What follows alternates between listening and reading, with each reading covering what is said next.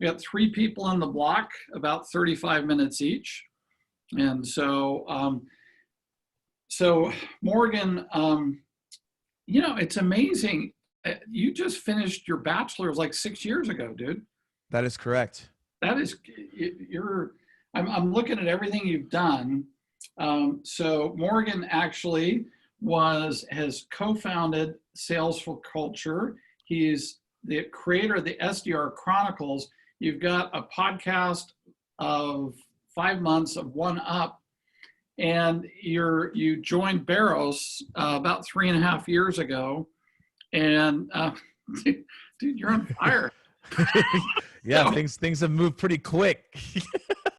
So anyway, we're glad to have you today. I don't want to take any more of your time because we're doing the COVID thing where we're in tight format so everybody gets maximum value and hopefully no boring, right? So the floor is yours. Awesome. Yeah, we don't want the boring here. So I appreciate you inviting me first and foremost, and also being here. And the things that I'm going to cover are around being a proactive coach and leader. And for everyone here, these are just valuable tips that I found when I was a leader, a manager myself, and things that to take in consideration, even if you're not in a leadership role, things that you could be doing. I believe that there's a huge difference between being a manager and then being a coach. Being a coach is about being proactive and guiding people to where they need to be. And so these are the things I'm going to talk about. I like to keep these very conversational. So I might ask you to put things in the chat. And if you have a question on anything that I say, feel free to throw that in the chat as well. Again, I want to keep this as conversational as we can, obviously, as I'm guiding you all through this conversation. And so let's just dive into like what I'm going to talk about and what I've just been seeing across the board in different organizations and the people that I train. So as you all see right here, really the main focus is how to be a better leader and how to be a better coach. And one of the main things that I always focus on is telling leaders, first and foremost, you got to have a growth mindset. And when you have a growth mindset across the board, this allows you to coach people better.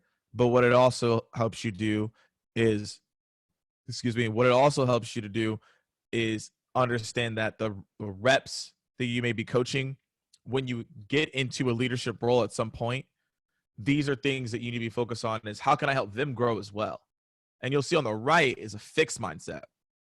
Basically, a fixed mindset basically is like, nope, this is the thing that I do. I give up when I give up. I'm not really a big fan of feedback. Like that's not really going to be helpful for you as a coach, and also someone that obviously you want to talk to as well if it is a coach that you are obviously working with. So when I talk about being proactive, it all starts with a growth mindset. It's, do you have dedicated time for learning? Do you have a morning routine? I actually be curious here for everyone, just in the chat, as we start off this conversation, my question to you is, do you all have a dedicated time to learn new things? Like put a 1 in the chat if you like actually take time to be like, you block off time to like learn new things. I would just love to see this. And this is something that I want to share. If you aren't doing these things, obviously, as we're having this conversation, is you treating your education that you go through in college, and you actually have to treat that throughout your entire life. And the coaches, the leaders that do the best are continuously learning. You might see behind me the mom mentality, growing every single day to become the best version of yourself. Well, the only way to do that is you have to continuously be growing, and you have to be helping others to grow as well. So this is my suggestion. This is actually something I've been doing for the past couple months, is blocking off time to learn. In the calendar, it literally is called learning time, right? So I block it off. And that's the key. So for everyone here, if you're like, oh, I feel like I don't get enough time to learn.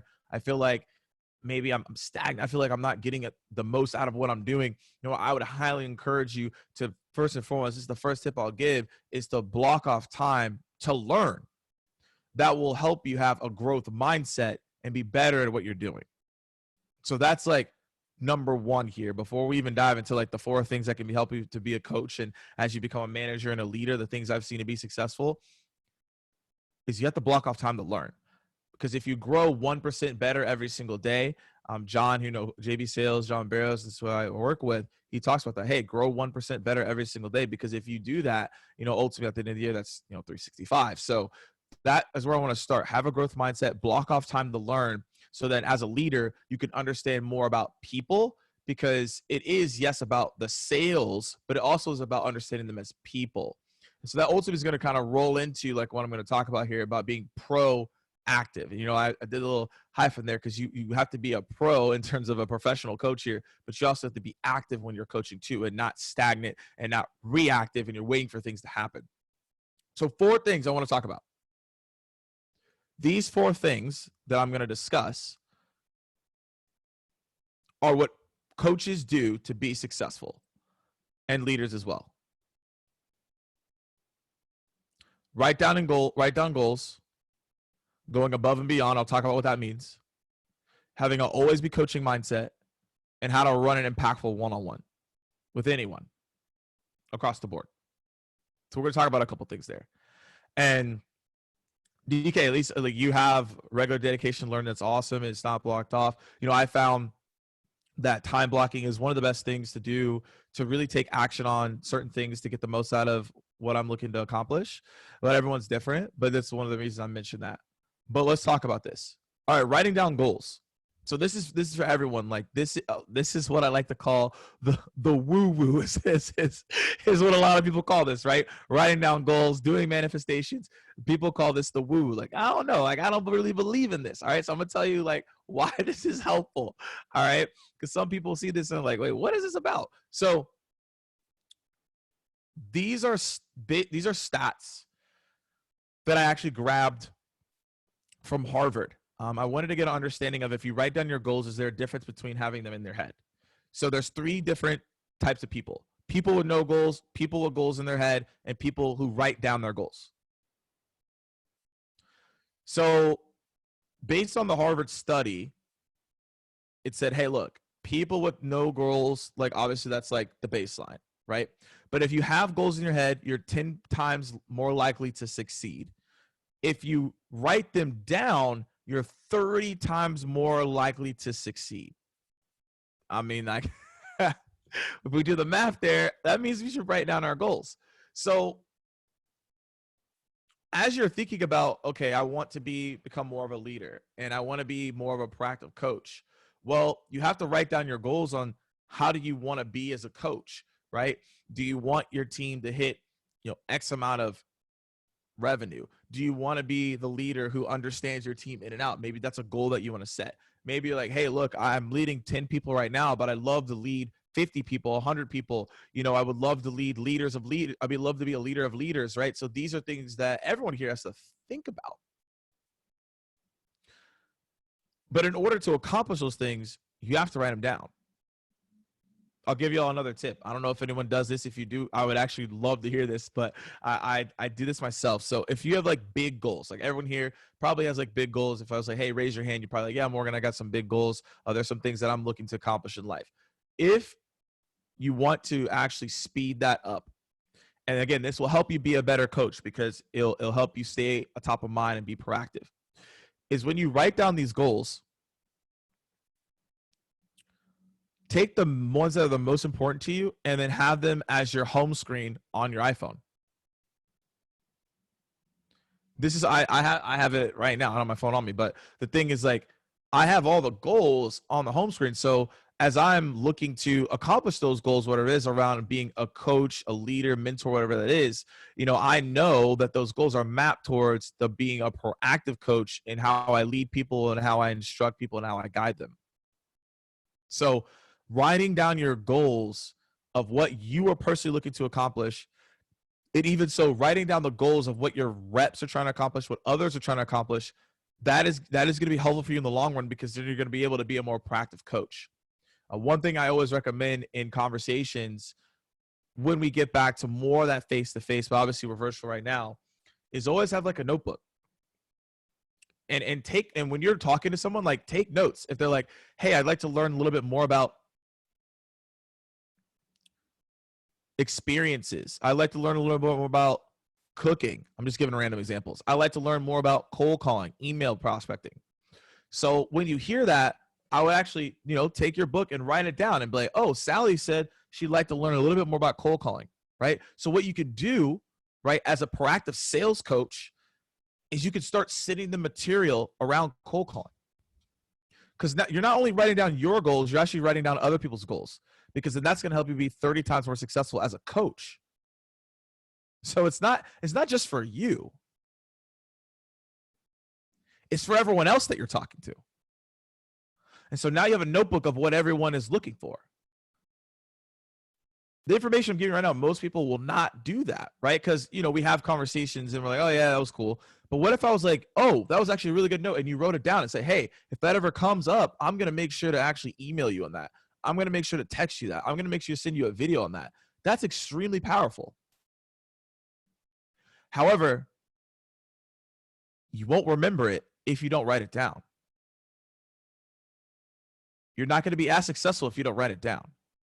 So as you see all right here, like 83% of people, they have people with no goals. 14% people with goals in their head. 3% have written down goals.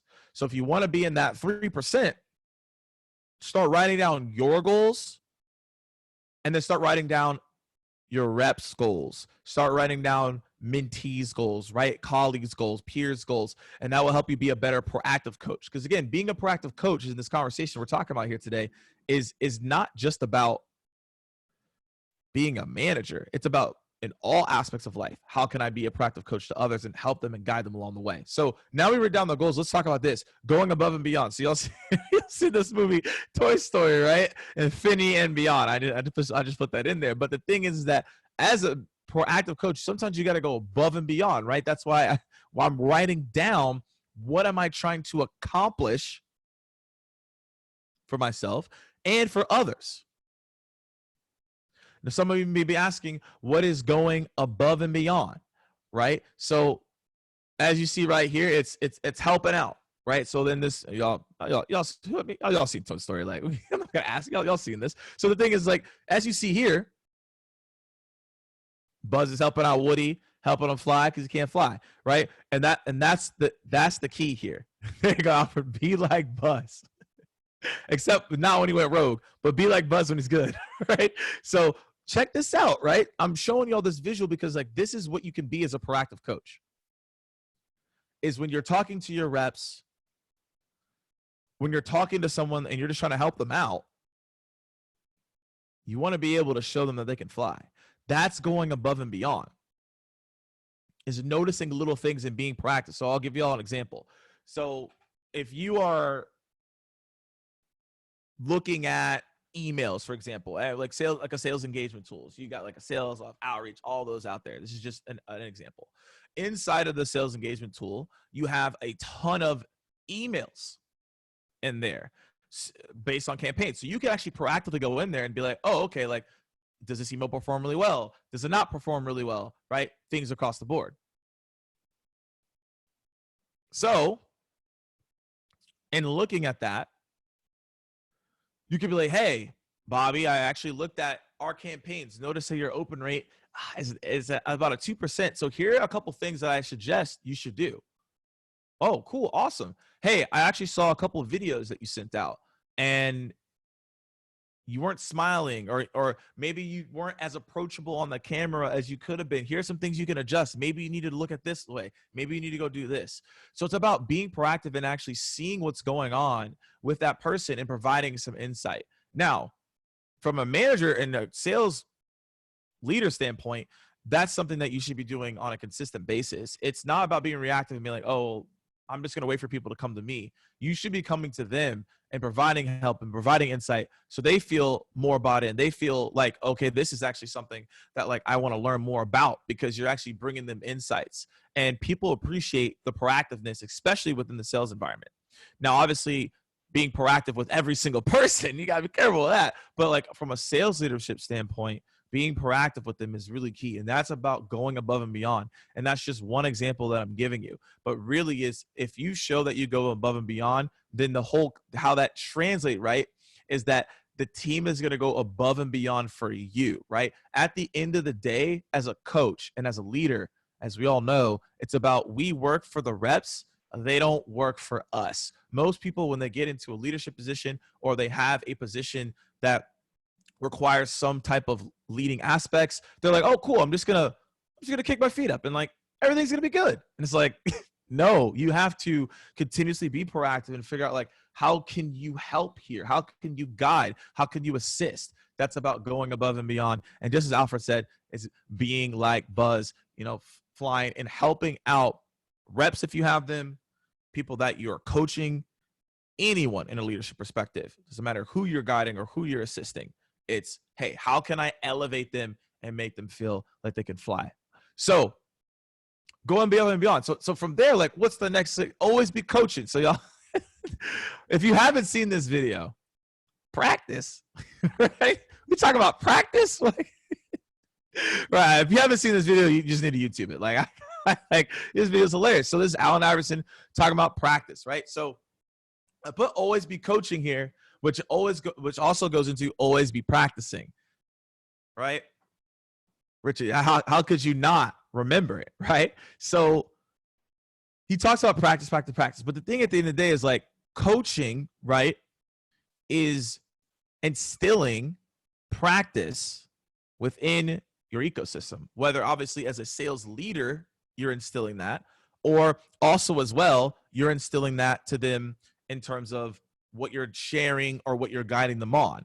So always be coaching is like getting them to always be practicing, right? You're coaching in every single aspect. And I just put that in there because it's like, well, practice, coaching. It's like, no, yeah, we should always be coaching here. It's not a one-time event. It's not something that you do during onboarding. It's not doing something you do just once when someone has a question. You're consistently coaching where you can. And that's about being proactive. Now, how do you do that? So these are 3 examples or takeaways you can have here. So set up weekly coaching sessions, right? So as you're becoming a new manager, as you are one now, or you've been a leader for quite some time, it's setting up weekly coaching sessions on topics that your reps care about or that your team cares about. So, hey, we really want to learn more about cold calling. Cool. So we'll have a weekly session on intros, on objection handling, voicemails, value props, etc. The coaching sessions typically should be led by the team. And what I mean by that, before I talk about the rep leading, led by the team, the topics should drive from internally. So it's like, hey, these are things that we want to learn. So then now we can start driving weekly coaching sessions. Sometimes the coaching sessions are things that like you see as a leader and you're like, okay, we're not just doing a good job of this. Like we need to step up here. But you want those coaching sessions to be peer led across the board, right? So you can start moving yourself in a good direction. Having the reps lead the training sessions. This is key because as a leader, sometimes you're seen as like the mom and dad, and they're like, all right, cool. Like I've heard this before. So the difference, right, is now I'm going to say, no, like we're going to actually have the reps lead the sessions, because if a rep's saying, hey, you should do this, and you see their results, you're like, hold on, like I should be doing that. So don't always be the person leading the coaching sessions. You can organize them, but don't always have to lead them. You can get the rep to lead them and be like, hey, this is what I'm doing to be successful. Now other people are bought in. And then the other piece is being proactive about bringing calls to one-on-one. So what I mean by that is like cold calls. If from an or account executive perspective, a sales rep perspective, you're looking at pipeline calls, right? Deal calls, etc. Proactively bring these calls and bring insights to the people. So again, you're always coaching and you're always being proactive. Last point is running an impactful one-on-one. So this across the board is extremely key. I call it the 5-25. Typically, a one-on-one is about 30 minutes. If you're meeting with someone and you're proactively coaching them and you're a manager and you're a sales leader, right? So in that 30 minutes, you want to make sure it's impactful. And I gave you all a step-by-step. In the beginning, I want to ask like how the weekend was. I want to know what are the highlights of the day. Like, what is going on in this person's life? Basically, at the end of the day, you want to know your sales reps personally, but also as well as you coach people, you want to know that person personally, right? Because this is also outside of just a rep. It could be a mentee. It could be someone that looks up to you. I need to know that person on that level, because if they are having an off day, If they are having a bad time, that's going to directly correlate to how they perform in their role. So if I don't know what they're doing personally, I'm not, how am I going to be able to coach them, right? I got to know them personally. Every conversation you have, you always want to like genuinely know how someone's doing, not the, hey, how's it going, right? And that's what we normally do, but like really asking like, oh, how actually was the weekend? Like, what did you do? What were the highlights of the weekend? What was the highlights of your day? People love talking about their highlights, and we need to start doing more of that. In the 20 minutes, this is basically the meat. This is where you provide coaching and show them, hey, like, this is what you accomplished last week, or how are you tracking towards that goal, right? This is an open conversation to start driving them towards that lane of like, okay, that actually makes a lot of sense. And then a close is ask them what goals they are looking to accomplish and always one up their goals. So what I mean by that is if you are in a conversation with a sales rep, or you are in a conversation with someone, maybe even a mentee, right? You can always ask them like, hey, what's your goals that you're looking to accomplish? And then once they give you the goals, then you one up that goal. So let's say, for example, they're like, hey, I'm looking to schedule 4 meetings this week. All right, cool. Looks like you're looking to schedule 5, right? And sometimes that throws people off, right? They're like, wait, I said 4. But what you're doing is you're conditioning them to always one up themselves. And then you notice as you have the conversations that they just naturally start one up themselves every single time. They just start saying, hey, I want 8 meetings. I want 10 meetings. And they start getting excited. And then you're like, that's a good set of meetings, right? Because now they're going over, above, and beyond than what they should. And that's the mindset you want to mold them on. So 525 there. And the last thing I'll add on this slide, and we'll talk about the takeaways from this conversation about being a proactive coach. This question I'm going to give you all right now is probably one of the best questions you can ask professionally and also personally. It's gonna save y'all a lot of time. This question I use a lot. I got it from my mentor, Roger Jefferson. And he said, hey, look, when anyone is like struggling with something or something's going on and they're talking to you about something and you don't really know where to go, always ask them, hey, do you want me to help, coach, or listen? Do you want me to help, coach, or listen? Listen, you don't say anything. Sometimes you got to be a therapist, right? It's just like, oh, I gotta listen to what they got to say.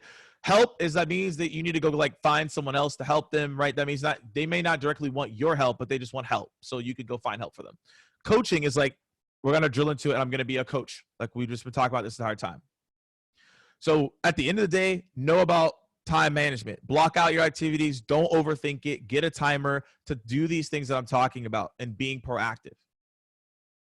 And ultimately, as we wrap up here, these are the takeaways that, hopefully from this 35-minute conversation that you all took away about being a proactive coach. 1, take the time to get to know your reps and know the people that you're coaching, like personally, not surface level, deep.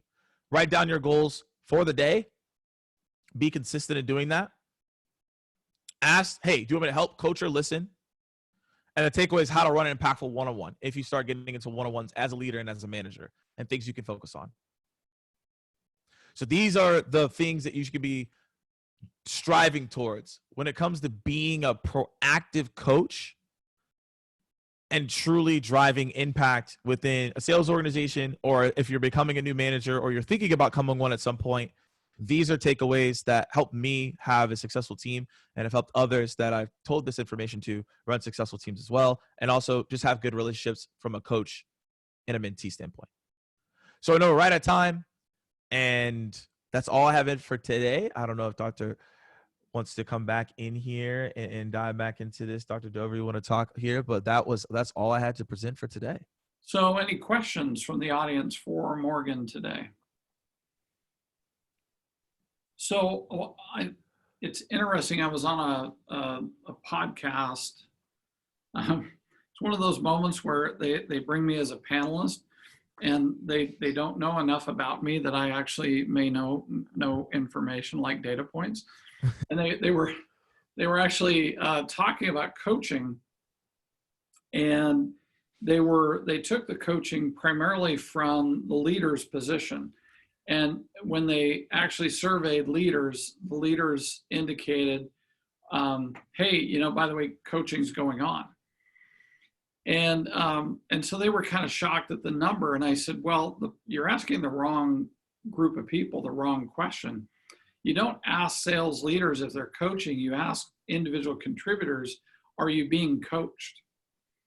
Because that's one of the biggest gaps in sales is a sales leader does a session and considers it coaching, but an actual contributor gets talked to by a manager and it isn't coaching.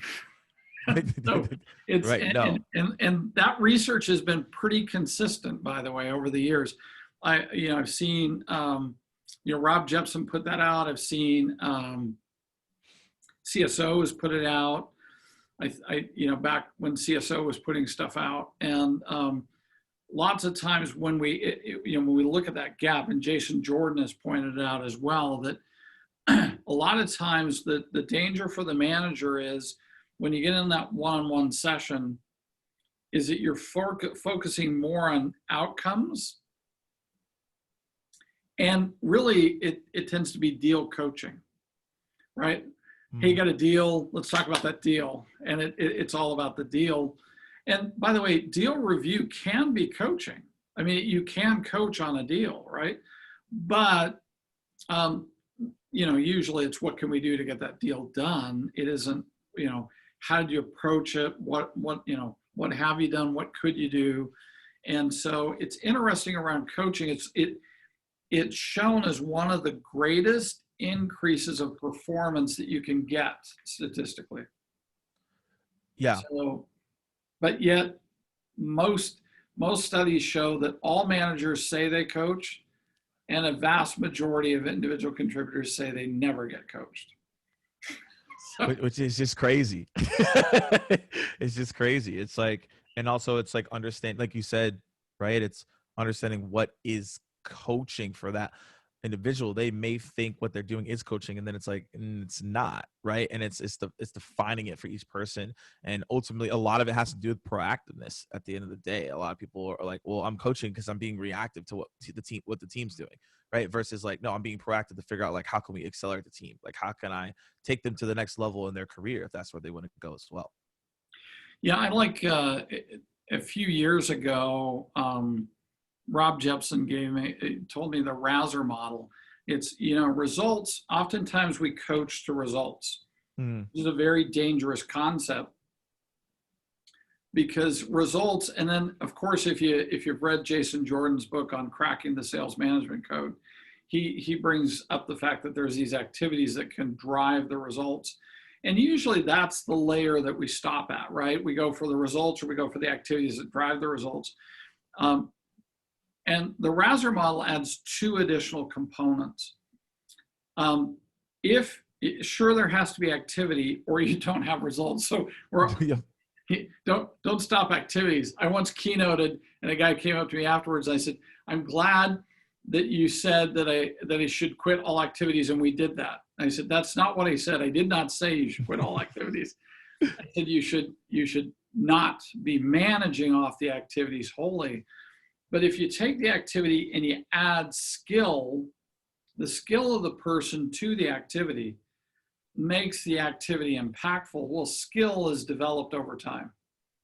So if we look at a motion and we say, hey, you're doing the right motion, but you're not getting the outcome, then that's a skill differential. And or the other one is resource. It's a resource. You don't have the resources. Yeah. Right? My product is bad. I don't have visibility. I don't have research. I don't have what I need. It doesn't really matter how much skill you have. You lack resources. So it's interesting when you bring resources to bear, which is organizational, you develop skill, which is really at frontline sales manager and enablement training, and really personally own that, right? You got to own the development of your skill. And then we apply all the proper resources and the skill to activity. Then we drive results. And so a lot of coaching stays in the activity and the result space. And yet it gets powerful as we move down into that area of skill And if we can have an honest discussion about skill development over time, are you really good at meetings? You can't get any meetings. You're really good at closing. Where is the skill gap, given what you're doing? And then let's focus. Let's focus collaboratively, right? Let's say, hey, what are your goals given the data points we have? Deal review should be done differently, in my view. I get to sit in this building and call things from way up high at the 10,000-foot level. Deal review should be separate, right? If you want to do a deal review at another time. But coaching should be about the skills and any lacking resources, right? And then really assessing the motions that people are making and make sure they're effective. So, yeah.